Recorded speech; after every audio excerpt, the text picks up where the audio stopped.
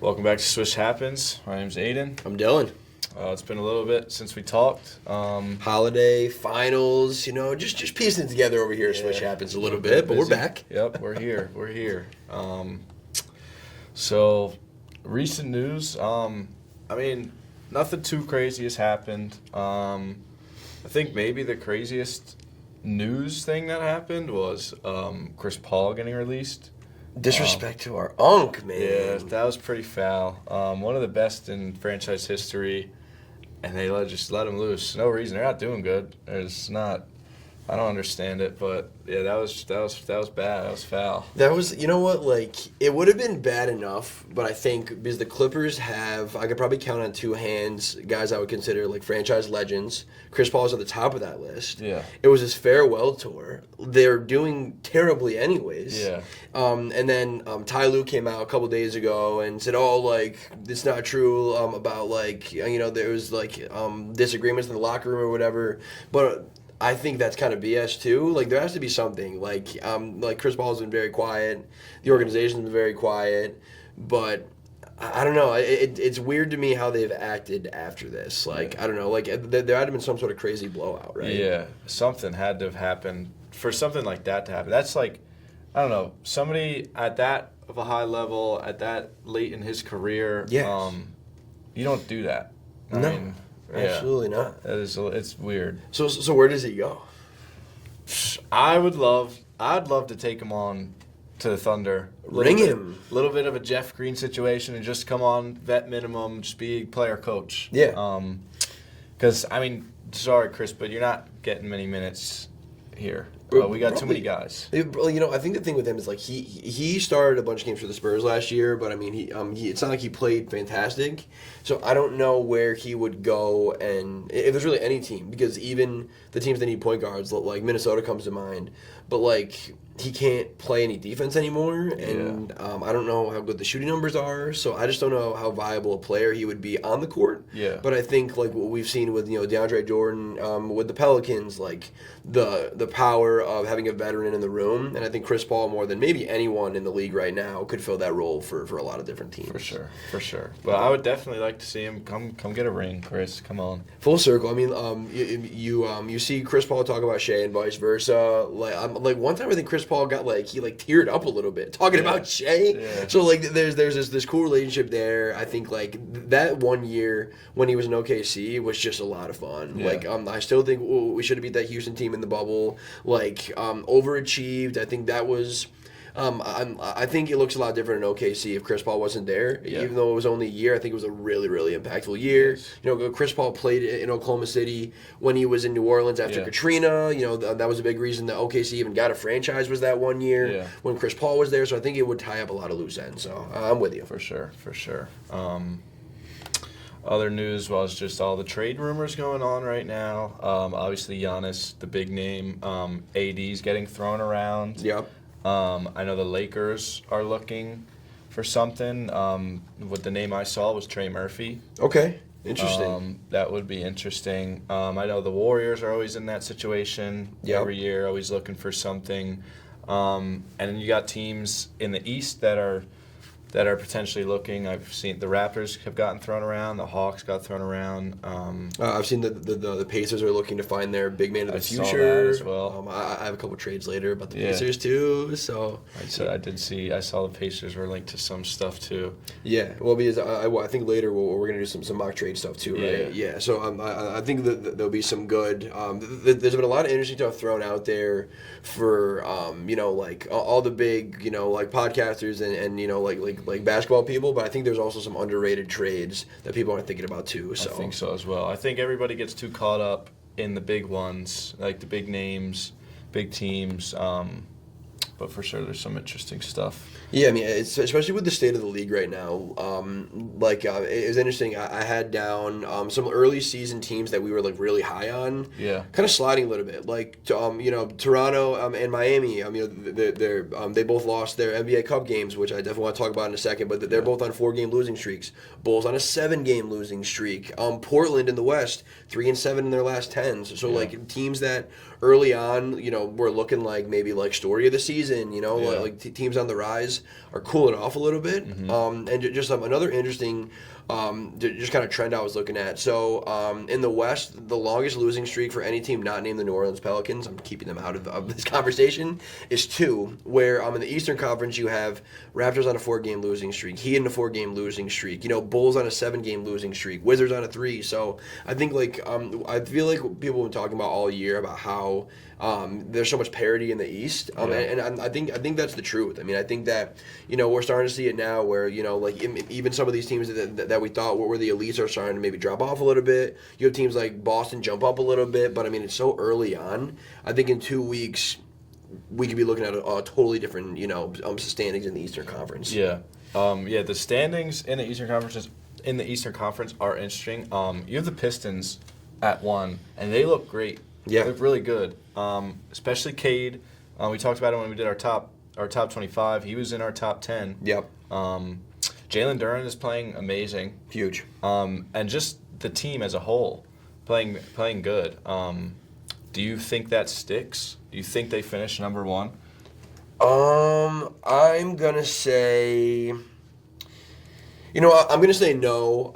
I think that depth-wise, I think there's some questions there. I think they end as like a top 3 or 4 seed for sure. I think it's something that helps them out too is in terms of like strength of schedule the rest of the way. They have like the 6th easiest schedule the rest of the way too.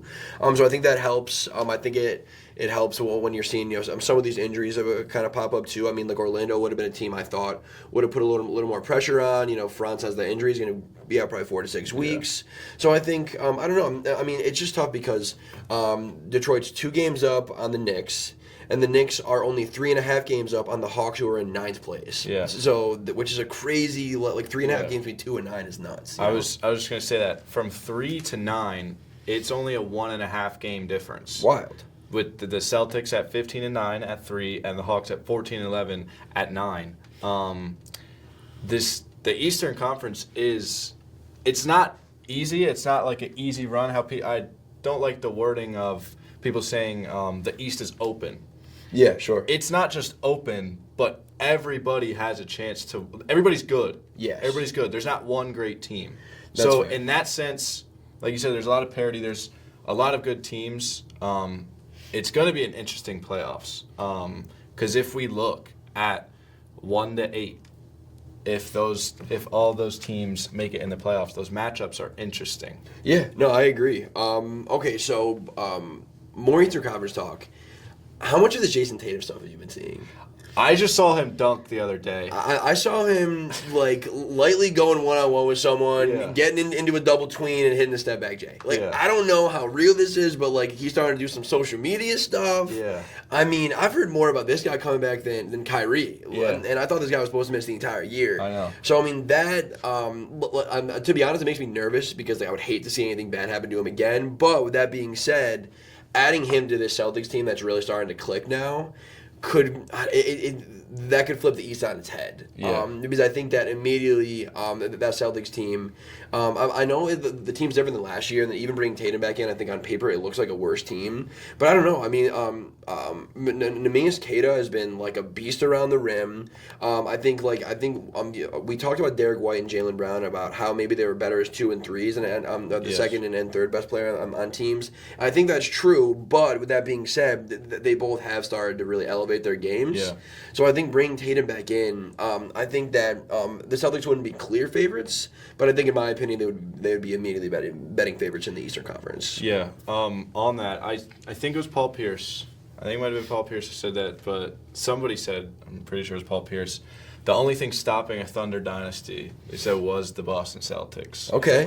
It's interesting. Which is an interesting take. I don't know if I totally agree with that because the Knicks look very well. They're kind of in the same position. Not as much, though, because they don't have a Jason Tatum, Jaylen Brown tandem. Sure. But that starting 5, I don't know. I think I like the Knicks starting 5 over the Celtics starting 5. With Tatum, yes, Tatum comes back too. With Tatum. Yeah, I think I do too.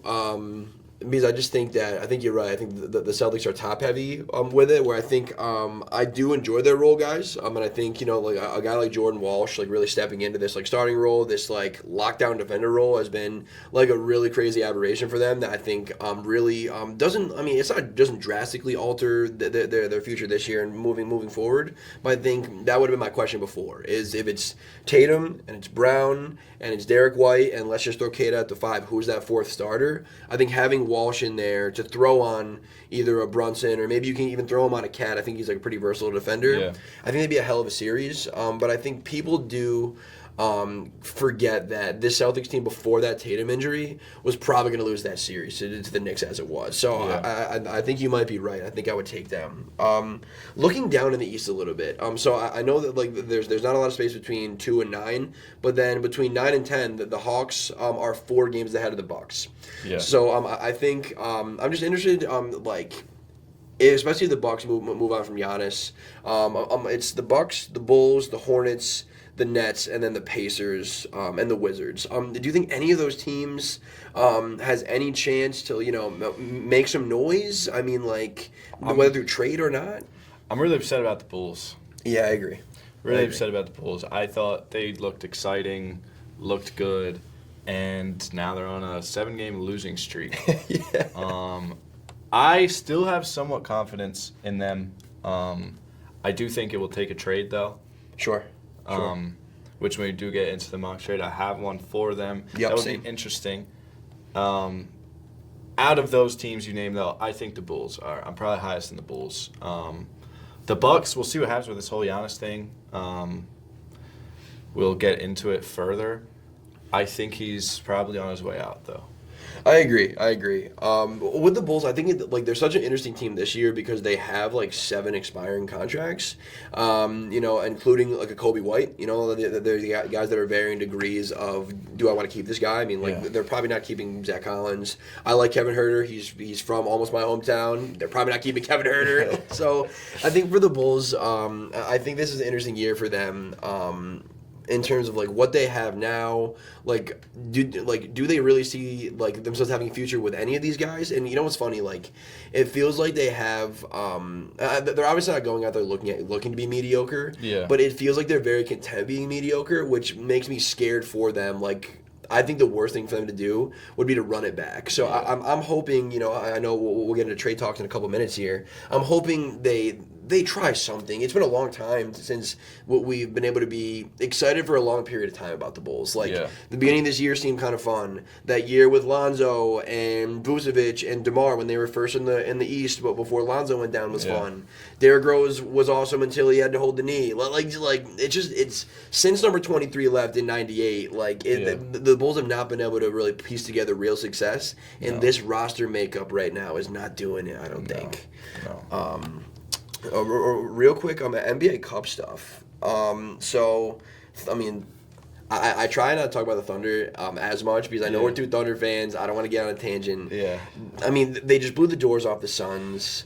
They're 24-1. I don't think there's any reason they're not going to, absolutely walk the Spurs. I don't care if Wemby's there or not. I don't care. Yeah. And then they're going to walk an Eastern Conference team. How about on the East side? It's going to be Knicks Magic. This little Desmond Bain Knicks villain kind of thing. Like, what's your take on Magic Knicks? Just to go back a little bit on the Magic. Yeah.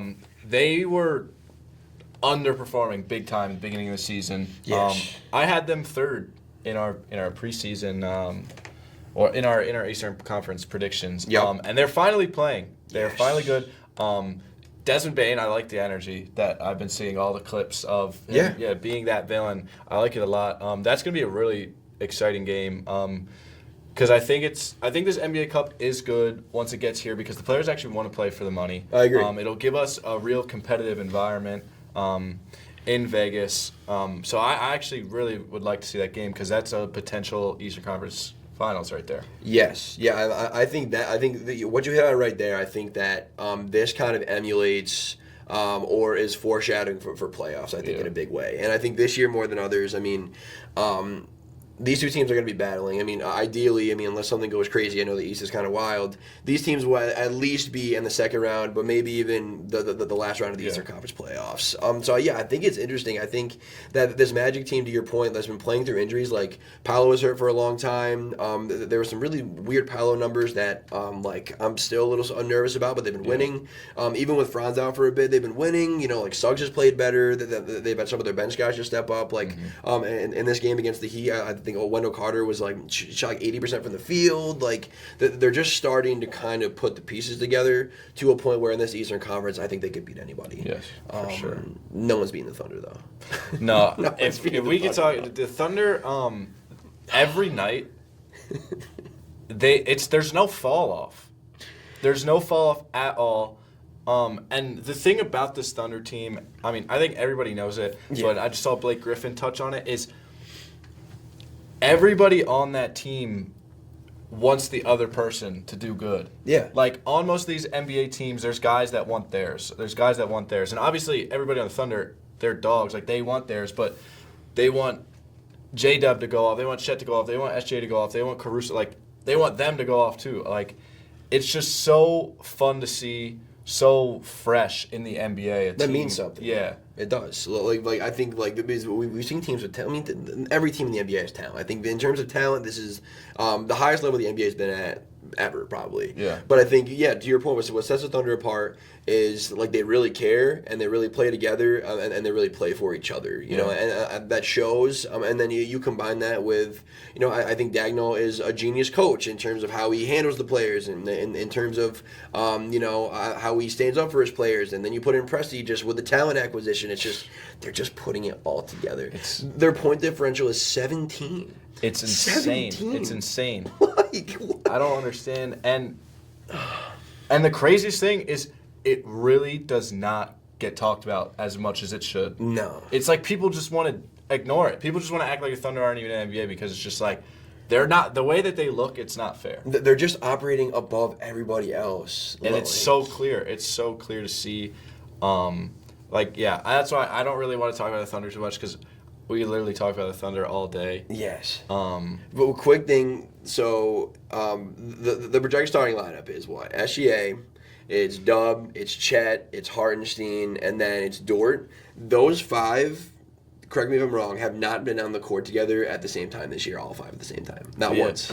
Not once. It's just, we don't need to, and we have so much depth. Like, at the bottom, Ousmane Dieng, he's just as he could play meaningful minutes anywhere. It's just, and it's like you said, kudos to Sam Presti with getting all this talent. Yeah, of course, of course. It's really gonna suck, like in this offseason, next offseason, because we're obviously gonna have to replace, and that's why we have all these picks. Our pick right now is, I think, third projected. It's third or fourth. Yeah. It's tied for third with the Pacers and the Kings right now. So that's top five odds. Sam Presti is currently running the Thunder like a 2K simulation right now. It's unbelievable. Best team in the league by far, and we have a top 5 pick. And even when we have to let these guys go, like I am actually so excited to see Cason Wallace get paid $35 million a year because he deserves it. He's earned it. Like I wish we could have him forever. Same. But you know what? Go out and spread your wings. Yeah. You've earned it. You have hardware. Hopefully, he has a couple different, a handful of hardware. Yeah. But then you know what? Push him out of the nest. Yeah. All these guys can go and learn to fly by themselves. A guy I'm excited to see do that is Aaron Wiggins. Agreed. Agreed. I think he'll be great somewhere where he can. I mean, he plays meaningful minutes for us, but somewhere where he could be more of the guy. But this Thunder team is just so nice to watch. I love him, man. I love watching him every single night. I love every sub that comes in. I'm excited for him. Isaiah Joe and Kendrick Williams are our 11th and 12th best players, and that's like I just love them. Yeah. I love talking about the Thunder. And this could go right into an overreaction or not. The Thunder are breaking the regular season record. I think I'm in. I think I'm finally in. I think for a while I was like, just because of like schedule variety and just like not because they're not good, but just because teams lose night to night. Yeah. I was gonna say no. I was gonna say no because I think if they got far enough ahead of everybody else, maybe they start benching guys.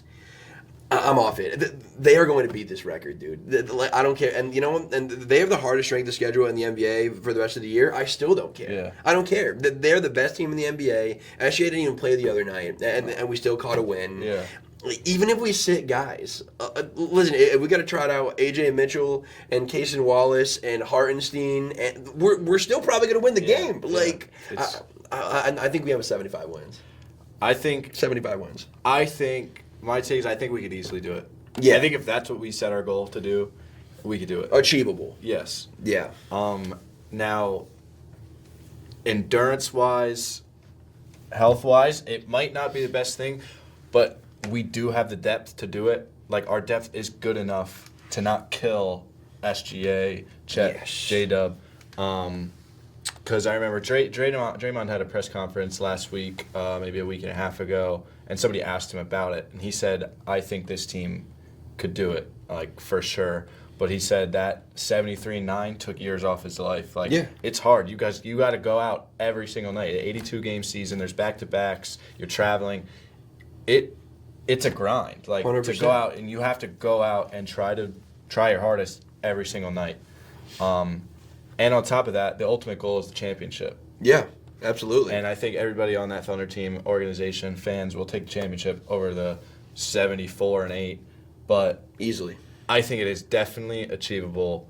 The way that we look, the way that we're going, I think for sure we could do it. I think if we don't, we're still a 70 win team.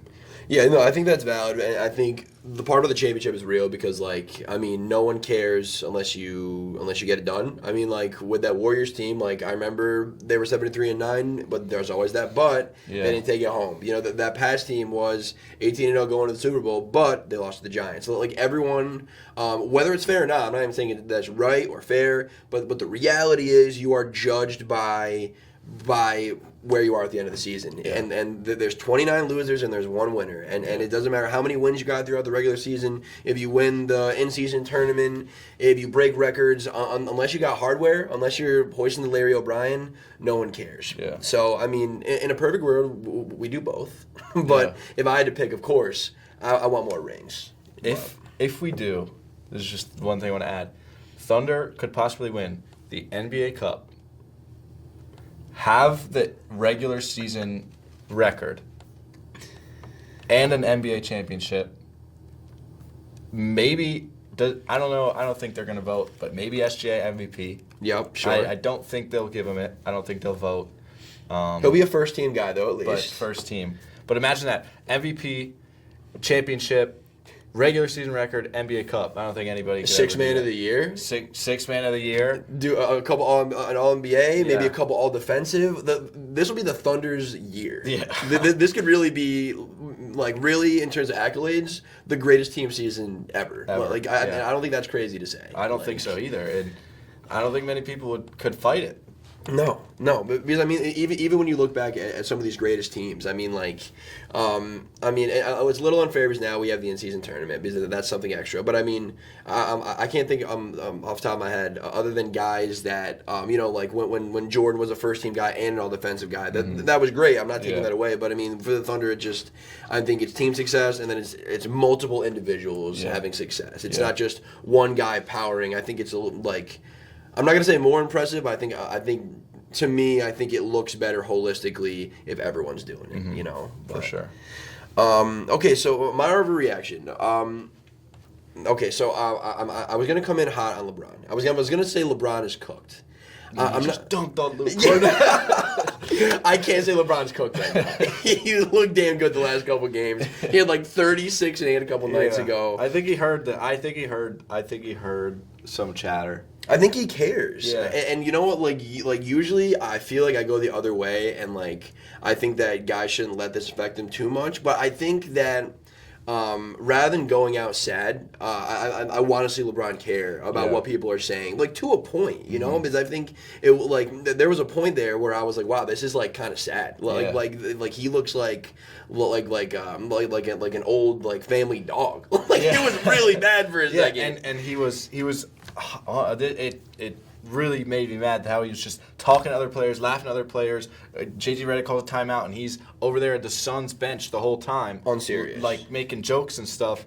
And yeah, you're LeBron James. Yeah, you've been here 23 years. You've done it all. Yeah. But you are fourth in the West with a very good team, good players. The Lakers are surprising me a little bit. Agreed. All you got to do is just care. All you got to do is be that second. You could even, the way Austin Reeves is playing, you could even be the number 3. Yeah, absolutely. So, yeah, but he's definitely picked it up. He's definitely... I think I'm still going to be critical. I'm still going to be critical. But I'm gonna walk back why he's cooked. I think that LeBron is holding back this Lakers team. I think that Luka is playing like at least the third best player in the league, maybe more. It depends how you see him over Shea. I think Luka is the third best player in the league. I think Austin Reeves is playing like a top 20 player in the league right now. And LeBron, just the contract is killing me. The contract is killing me. So LeBron is paid the 14th highest contract in the NBA right now. He's getting paid $52 million a year. The names around him are Jaylen Brown, Karl Anthony Towns, Devin Booker, Paul George and Kawhi, Zach LaVine I think it's more arguable that I think Bron's contract is around them. But then Cade, I'd rather have Jamal Murray right now. I think LeBron contractually is holding the Lakers back, and then on the court, when him, Luka, and Reeves play together, their defensive rating is like 125 or something like that. And it's like those 3 guys are all going to be out there at the end of games. So now I just think like the Lakers are not pigeonholed into just like every close game is going to be a shootout. Like unless you're really relying on Bron or Luka or Reeves to really lock up anybody. Really, I just think that like Bron, from an on the court and off the court perspective, he is limiting what the Lakers can do. I don't know. Like, is that crazy? Like, I don't think it's crazy. But what I think the Lakers could do, I think the Lakers are maybe a piece away from being a top tier contender in the West. Because right now I don't see them. Right now in the West I see obviously the Thunder at 1, and then at 2 I see the Nuggets and Spurs. Okay. Yeah. And then the Lakers, I would put them with like the Rockets, Lakers, T-Wolves maybe. I don't know. Sure. I don't think it really matters under the Thunder, Nuggets, Spurs. But that Trey Murphy that they're kind of linked to, I could see that being interesting. But for LeBron James, I think what he needs to do is he needs to be that number 3. He needs to be a super overqualified off-the-ball person, and he could easily do it if that's what he tries to do. Sure. Because I think Luka and Austin Reeves have proved they are going to be the guys this season. They can be the guys this season. If you have LeBron James as that roll man, as that pick and fade guy, instead of like Rui, Ayton, I think that is a scary offense. Yeah, that's fair. I think it's a very scary offense. If he could just do that and not be a liability on defense, I think they could be a very good team.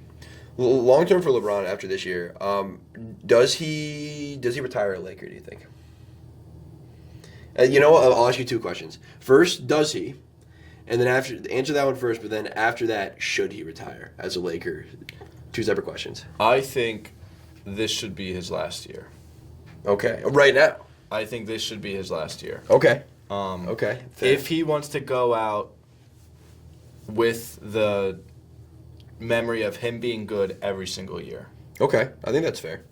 I think he should retire this year. I think the Lakers would benefit from him retiring this year. I don't really see why he wouldn't unless he wants a farewell tour. Fair. Which he's LeBron. I think he wants a farewell tour. Yeah. Maybe I'm wrong, but I don't know. But I think this should be his last year. So I'm just doing some quick looking up of some things here. So I'm looking at the Cavaliers spot track right now. I'm just peeking around at some things because I think that I think LeBron will retire a Laker. I don't think he should. I think that I don't know. I love a storybook ending. Like I love someone. I just would think it'd be really cool for him to retire in Cleveland. Also, I think he could possibly fit a need in Cleveland. I think that we've seen this year with the Cavs that something is not totally jiving. I think that I don't really have a ton of faith in the Garland and Mitchell combo. I think that their rebounding has been kind of suspect this year, and I think that if Bron could transition into like something like almost along the lines of what you were saying, like just something a little bit of a secondary role, like just like a secondary ball handler, like getting in and helping with the rebounding, like being a bruiser. I think that I think it just feels like a little bit better of a fit if Cleveland retools. I mean, like you couldn't throw LeBron on Cleveland right now and have him be successful. But I think if Cleveland were to retool and maybe get off of Jared Allen and get something for Jared Allen, I think Bron, it'd be an interesting fit, and really selfish. I just think it'd be like a storybook ending for Bron. Just for him to retire. I mean, that if there were a team, it would be the Cavs for him to retire on. I was gonna talk about the Cavs a little bit about how they're 7th in the East right now, and they don't look really close to what they were last season. Yeah. I really think that Mobley offensively has been a super, super big letdown. I think that I don't have the numbers in front of me, but I'm almost positive like all of his shooting numbers are down in terms of percentages. I mean, defensively he's going to bring it. I mean, he's the reigning DPOY. He's an elite defensive player. That's fine. I don't think anyone can argue with that. But I think that he's supposed to be the franchise cornerstone. I mean, Mitchell is their star and he's their best player, but their future is Mobley. And I just think that right now there's a step that everyone kind of expected offensively that is not being taken. And then again, I like Garland and Mitchell together. I'm just a big proponent of your best players should make each other better, and I just feel like they don't make each other better. It's more spite is off. Let's get Garland some run, and he'll be our scorer tonight. Or Garland's not playing well. Let's give the ball to Mitchell. That's not really making each other better. No. That's filling in for one another. I just don't love their team makeup. I don't think. Yeah, I always think if you're gonna have a 1 and 2, I think them both being the same archetype, kind of. I mean, obviously Garland isn't Donovan Mitchell level, but they're similar, and I don't think that really works much. The most recent thing I could think of was Steph and Clay. They're both shooters, but that's just a whole different. And Clay was one of the best perimeter defenders too. I think that's a problem too. I don't think really people gave him much credit at the time. Yeah, he was a lead defender. Yeah. Where I think that I think maybe that's part of it. Is that Garland and Mitchell, in terms of just stature, especially on the defensive end, it's tough to be a small guard and succeed in terms of winning. I mean, we see small guards all the time put up numbers. Yeah. But I mean, if you want to win, I think it's really tough in a league where everyone's getting bigger. I mean, I'm not even just talking about double bigs. I'm talking about the physical size of guards and wings. And I mean, a 2 guard, at least in my head, is a wing now. Yeah. Is where I think traditionally before Donovan Mitchell would have been your D Wade, your 6'3", 6'4", 6'5" scoring guard. But I don't know if 2 smaller guards like that can get it done anymore. No, yeah, your classic 2, you see the D Wades and stuff, and you see it with the older guys like James Harden. He is now a point guard. Yeah. If you are a 2 guard coming up, you're not really a 2 guard. You're either a combo guard or you're a wing. So you're either a small guard. You need to be able to bring the ball up. You need to be able to play the 1. Yeah. Because in the NBA, nobody, like you said, nobody benefits from having a small 2 guard. I mean, obviously you can come in and play the 2. It's also a positionless league. Sure. But you have to be able to play point guard, which I think if they get rid of Garland, I think Donovan Mitchell is the point guard of that team. Yeah. And we saw Shea. Shea came in as a shooting guard. Yeah. And he is now best point guard in the league. I mean, between him and Luka, which Luka is a point guard. It's just so much. You have Cooper Flagg playing point guard. The Timberwolves, which I'm going to get into them. The Timberwolves have had Ant run the 1. Yeah. Because it's just, I mean, they don't really have a point guard, but it's just a really weird environment.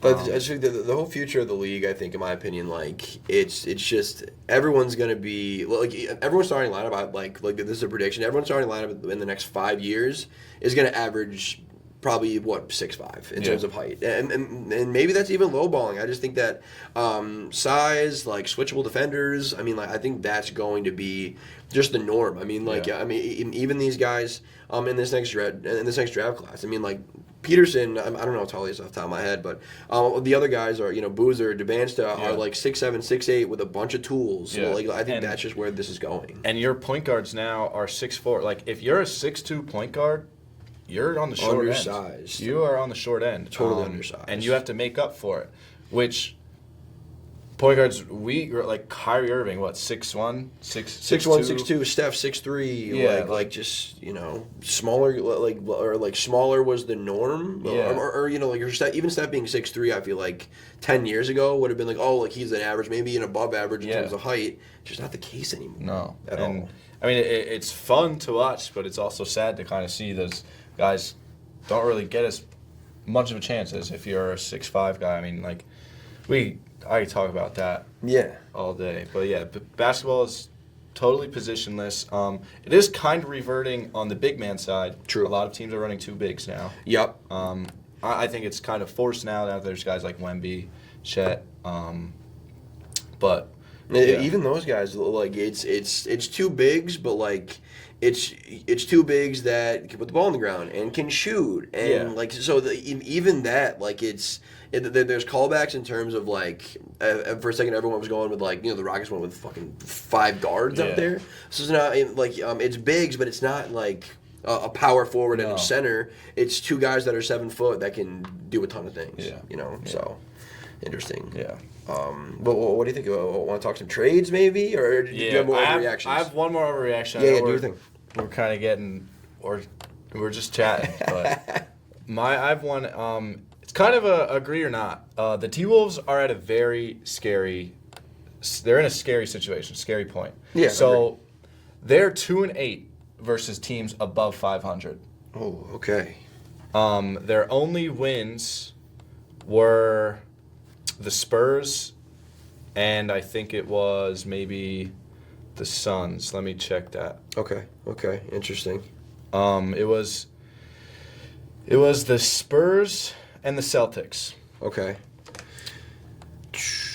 Rob Dillingham is not really progressing well. He's shooting 35% from the field, 28% from the three-point line, and he's playing 10 minutes. He might be cooked.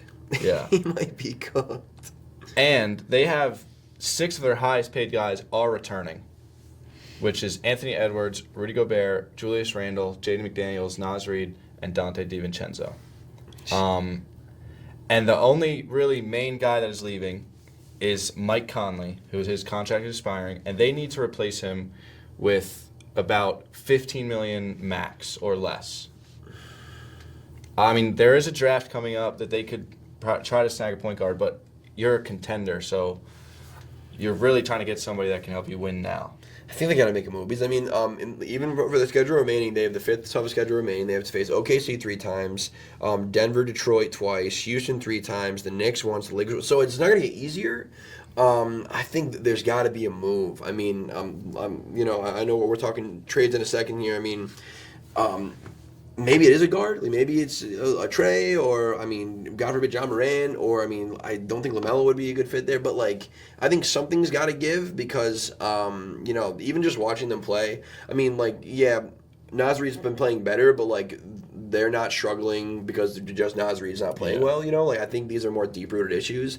And yeah, I mean, I think that the West is super competitive. The West is only going to get more competitive with as Wemby continues to ascend, as this Thunder team just continues to just be there. Like the Minnesota right now. I don't think it's crazy to say that Minnesota right now has slim to none chance of knocking off Denver or Houston, let alone Oklahoma City, which right there, I mean, like, I think, that's the litmus. Like, can you get it? Like, if you don't think you can get out of the West and you have one of the top 7 players in the NBA, then you got to retool, in my opinion. For sure. And their one good thing is Anthony Edwards is still top 10. He's still playing what he does, and he's actually being a little bit more efficient. Yeah, and he's ascending too. I mean, I have no qualms in Anthony Edwards. He is an elite player. It's only going to get better from here.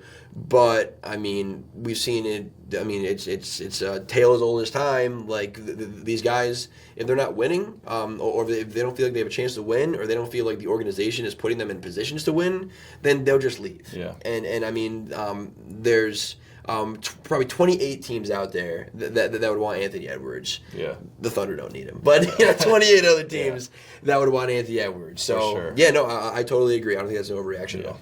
And that kind of that'll lead right into the trades because I have one trade for the Timberwolves. Okay. Obviously, you want to talk about Giannis, AD, but I got one trade for the Timberwolves to acquire a big name point guard. He's not my favorite point guard in the league. I don't think he's many people's favorite point guard in the league. And I don't know if the fit would be perfect. It'd be a big hit or a big miss. Okay. So I have the T-Wolves calling up the Memphis Grizzlies saying, hey, you're in a tough spot. We're kind of in a tough spot. Let's make a deal here. Interesting. So the Timberwolves acquire Ja Morant and give up.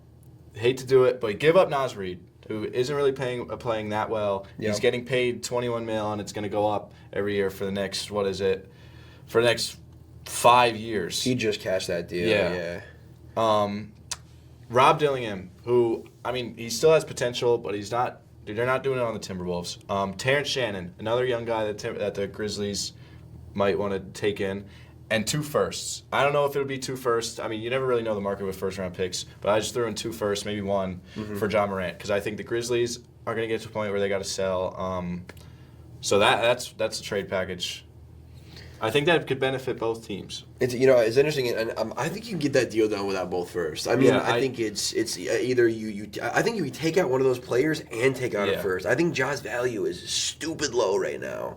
So I think like Big Jelly a first, and I mean it might have to be like a DVV or someone just for the contracts. Yeah.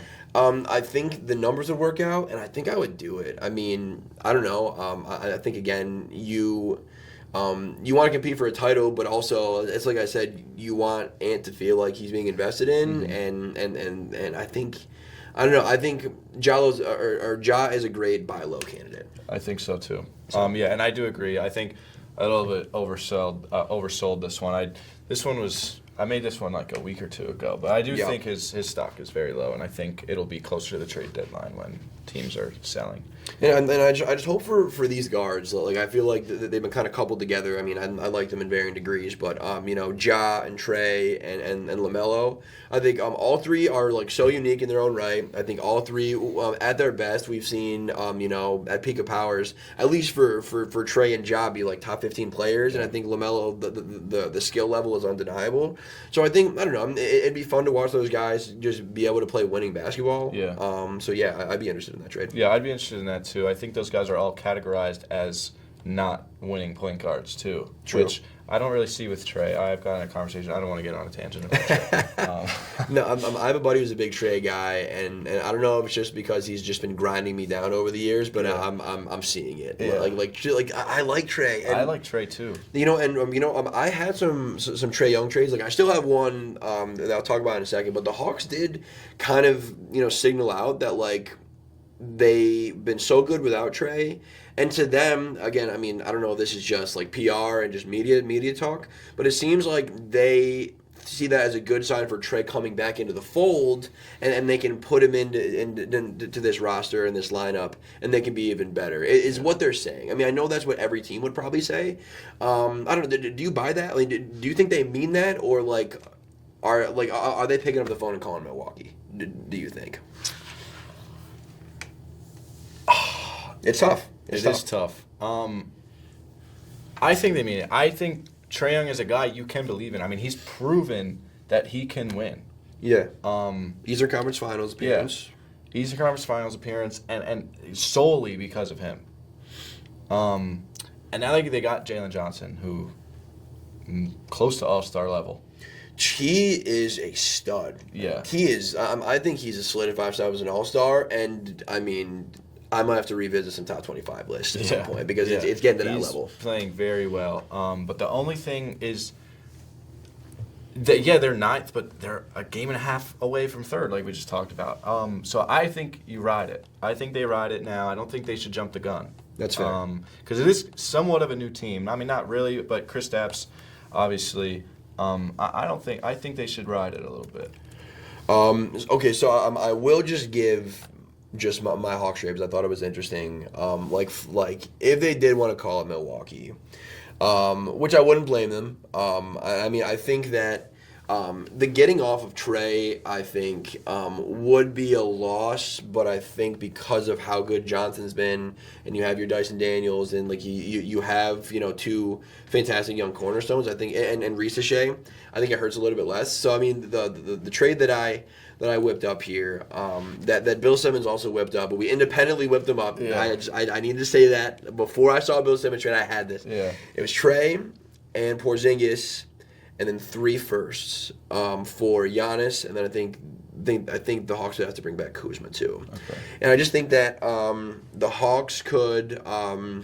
The Hawks would send that Pelicans first, which is, I mean, it's going to have the highest odds for the number 1 pick. Yeah. So, I mean, I think if you're the Bucks, that you kind of in theory are hoping for, you get, DeBansa or Boozer. You have Trae Young next year. You flirt with a playoff spot, and then you get your new franchise cornerstone playoff reps in year 1. I think is the best case scenario if they were going to do that trade. Kristaps is expiring. You just get him off the books. And then next year, it's your lineup's Trae Young, Ryan Rollins, who I love. Yeah. Anyone you want at the 3, DeBansa or Boozer. And then if they keep Miles Turner, then Miles Turner. I mean, I heard they maybe wanted to get off him, but I mean, I think that lineup could compete in this Eastern Conference. I'm not gonna lie. I think the Bucks win that trade. Fair. Okay. I think the Bucks win that trade. I would, if I'm the Hawks, I would hope to get like Cole Anthony or maybe Kevin Porter. Sure. Because we would need a point guard, Some guard play. Yeah. But I mean that Trae Young, we don't know what Miles Turner is, but yeah, Ryan Rollins, and if you get DeBansa, Boozer, Peterson, you have a guy for the future, like for sure. Obviously, nobody's Giannis. Yeah.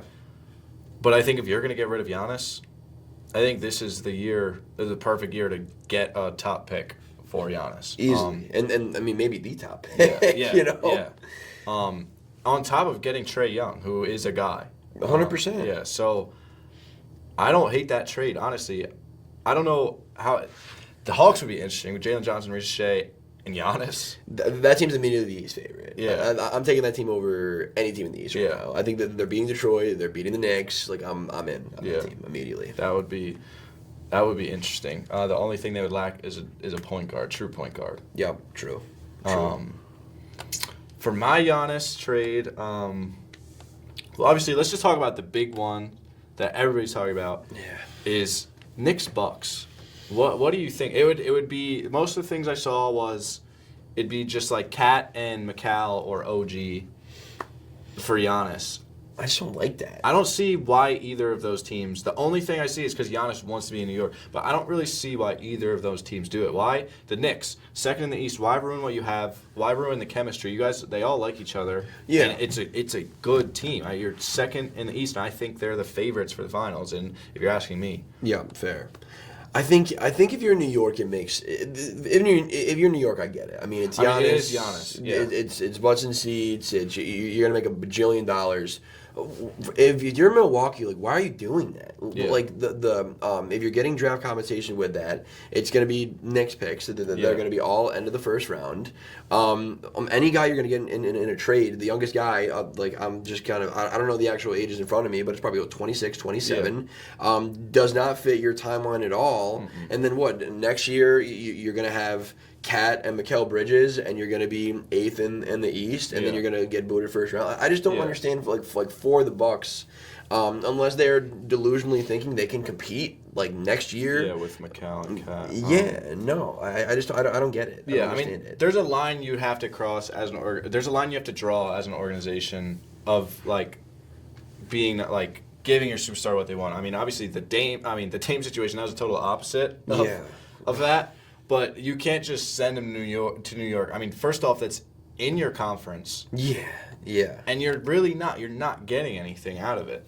So I don't really see that. And then there's obviously the Spurs, which the league, they better veto it if it happens. Because if I have to watch Giannis and Wemby terrorize the league together, it's like the Monstars. Yeah, they got 2/5 of the Monstars on their team. That would be terrible. But that trade, I think, would look like, if I were sending it, it would be, I would put Stephon Castle instead of Dylan Harper. Mm-hmm. It's either or. For me, I would trade Stephon Castle. Got to get rid of De'Aaron Fox for the contract. And then it would either be Jeremy Sochan or Keldon Johnson, and then picks, whatever picks you want to offer. I mean, it would be Spurs picks anyways. Yeah, well, the Spurs thing, it was tough because I think, a week ago, I felt like if you asked me this question, I would have been Spurs, do it. Whatever you got to do to get Giannis, that's fine. I really like Castle had 36-5 last night. Like he's an elite perimeter defender. Harper is making like a real push for Rookie of the Year. I sit back and I think like. I know Giannis like immediately puts you at I think right there with the Thunder. I mean I think that'd be a matchup nightmare for OKC.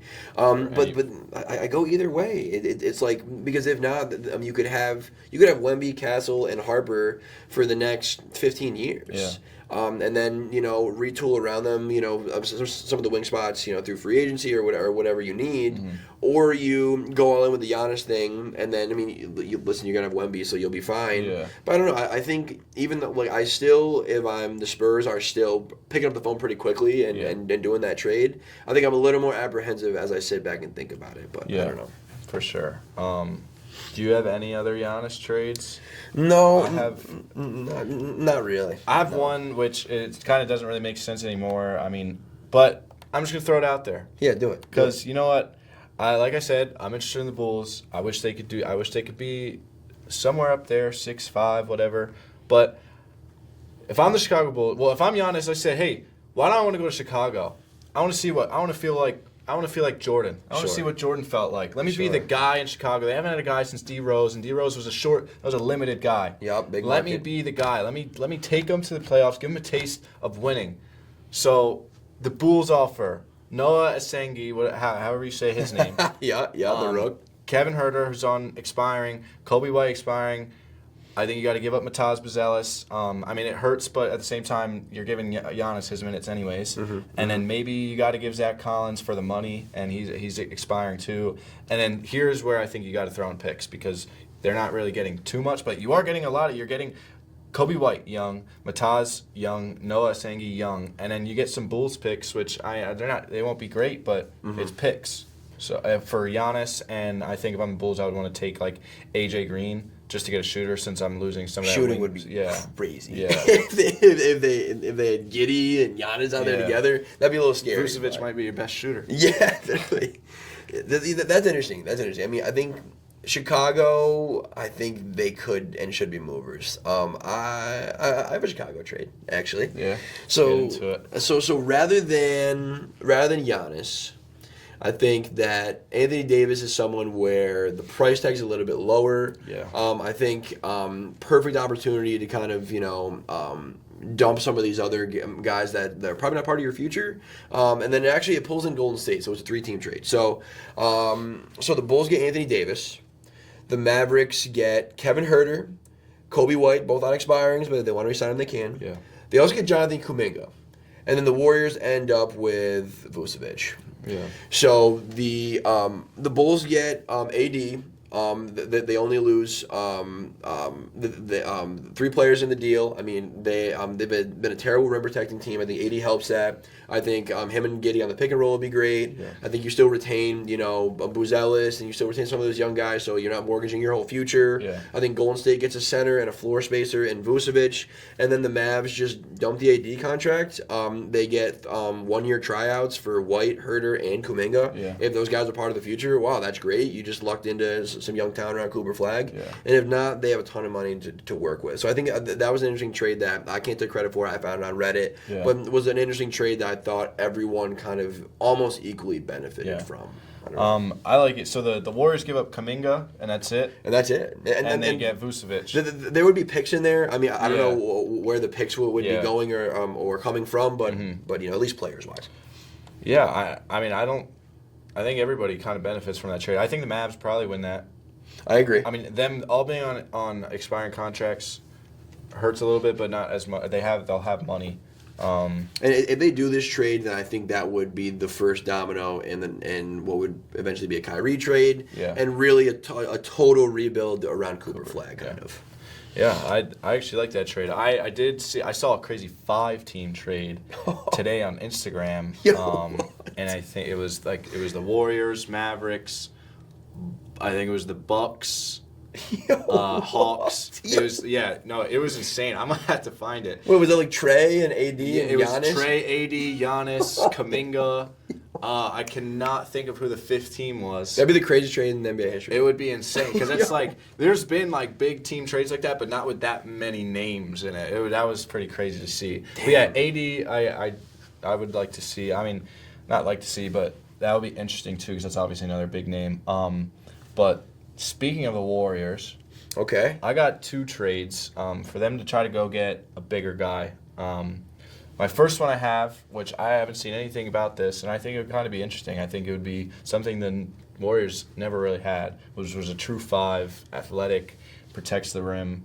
So the Warriors send out Kuminga and Horford because he needs it for the money, and then a first-round pick for Nick Claxton. I like that.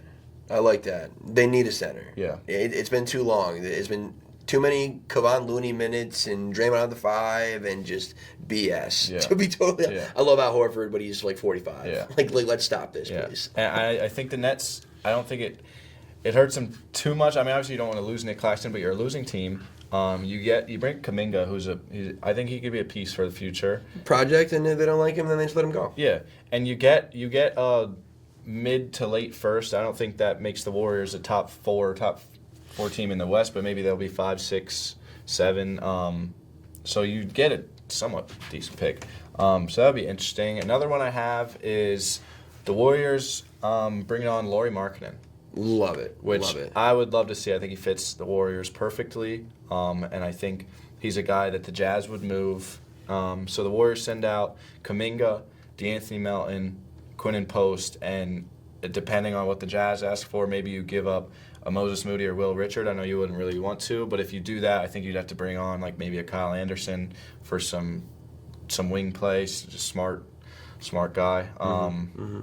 But that's just another one I have for the Warriors. That's interesting. Do you think they would think about throwing Draymond in that trade?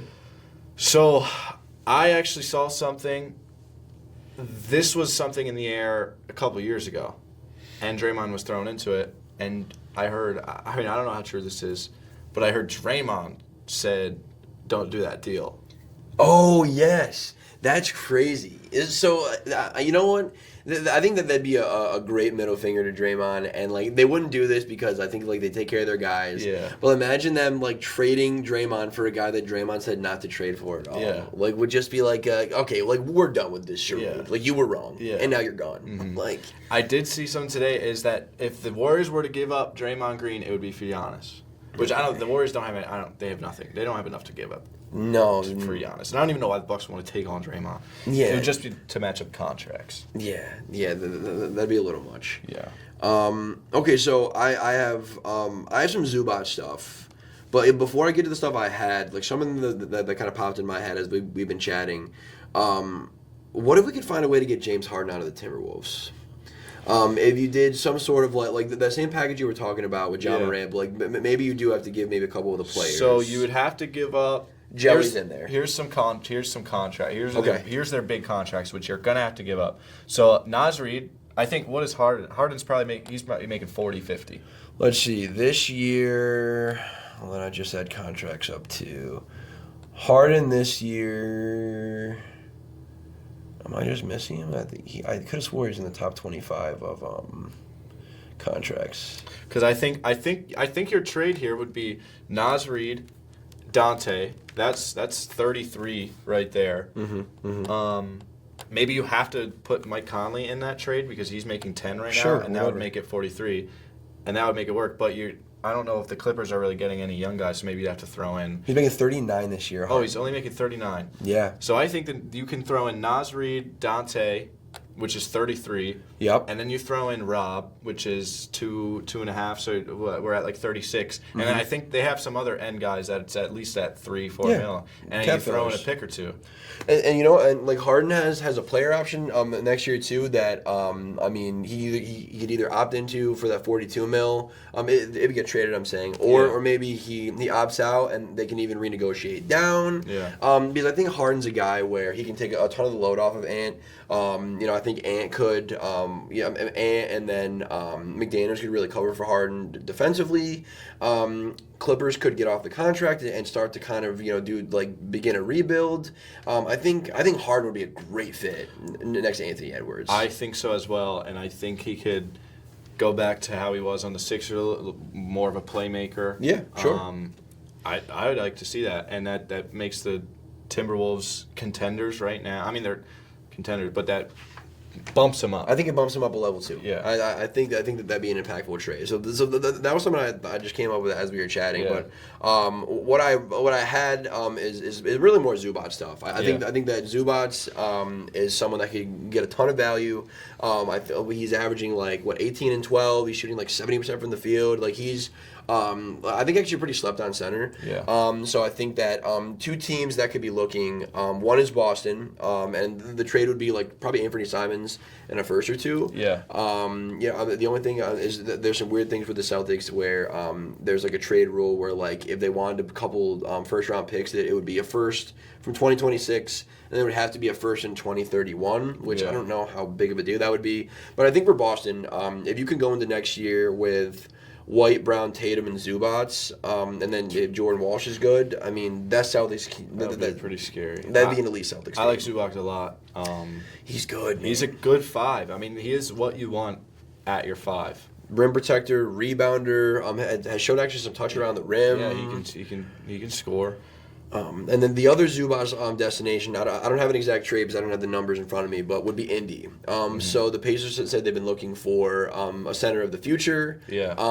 I mean, I think clearly Zubac would fit. I mean, he's not Miles Turner. He's not a floor spacer. Yeah. But I don't think that they necessarily need that. If they have Halliburton coming back healthy, they got Nesmith. They have enough guys around where I think Zubac could be.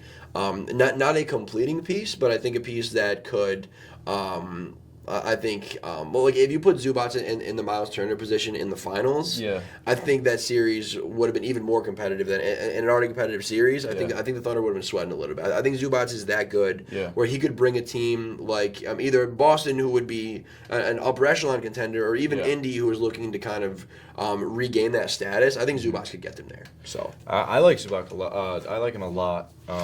Like watching him last year in the playoffs, and last year at the end of the year, he's 20 and 10, at least a 15 and 10 guy. Zubac would be. I don't know many teams that would turn down Zubac. 100%, ton of value there. What we may have time for like one more trade, or do you have one more before we get? I don't have any specific trade. I just have two guys. I already mentioned Markkanen. I think buyers. I think the teams out there that are looking to get a piece. I think that's a guy that is movable and acquirable. Also, something I would be interested in, which I haven't really seen much about, is Zion. Yeah, true. True. I don't see why the Pelicans wouldn't want to move on from him. With Derek Queen now picking it up, I think it's a perfect time to transition. Get rid of a guy that, I mean, I hate to say it, but kind of been holding them back because they've been waiting on him, and he hasn't holding really the franchise hostage. Yeah. I think Zion. I wouldn't be surprised if like this grouping of like Ja, Trey, Zion, like if they get traded for each other, which I don't think is really great for anybody. But you just hope that someone does better with a little bit of change of scenery. Yeah. But so we had a draft segment, but I think we'll probably have to table that for next week. Yeah. But that was trade talk. We got NBA Cup next week. So I mean, we'll probably be over Zoom, right? I think we'll be doing Zoom. Yeah, I think. Well, I think we could do in person. Oh yeah, in person next week, and then Zoom after that. So we have one more in person, and we're gonna have a couple weeks on Zoom because we won't be here, and then we'll be right back in person towards the end of January. Just in time for the All-Star break. Yeah. Maybe All-Star predictions or something like that. We're kicking into gear here. Yeah, sorry for the little break we had, but it'll be consistent from now on. We're back. Listen, Swish Happens is the name of the pod. I think that's kind of a mantra for my life. Swish Happens, All right, what do you say? Should we end with some random hoopers and get out of here? Random hooper. All right. I'll go. Do you want me to go first? Yeah. Okay. Go first. Okay. Street ball legend. Orlando Magic. Some people know him as Skip to My Lou. Rafer Alston is my random hooper. Alston. Go look up his street ball mixtape, please. Rafer Alston, not a bad one. Not a bad one.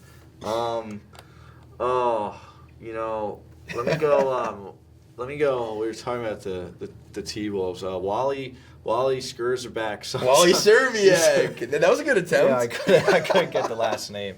I can't get the last name. Oh, that's funny. Yeah. I like it. Good stuff. Yeah. Good stuff. All right.